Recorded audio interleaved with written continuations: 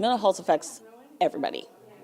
Whether it's you, the person that you live with, it could be a parent, could be a child, could be a coworker. The Linn County chapter of the National Alliance on Mental Illness, or NAMI, spent Saturday afternoon connecting resources in the community to people who could use them.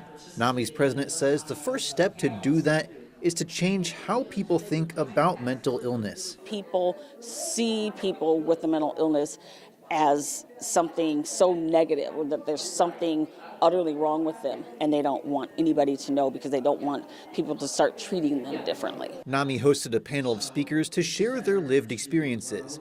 But out of those unique stories, all shared one experience. They felt it was taboo for them to talk about mental health. I was taught that vulnerability is weakness, but I found out that I actually was unable to express or reach all of my capability if I didn't understand the V word.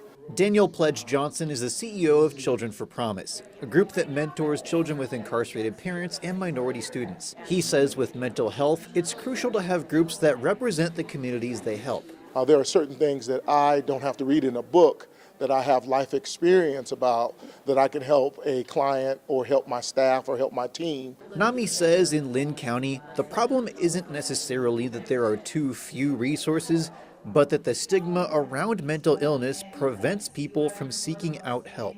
There are some people that know that there are resources out there, and that's because they've heard or they know someone else who's used it, but they haven't tried to, or they're too afraid to make that phone call. In Cedar Rapids, Jackson Valenti, KCRG TV 9 News.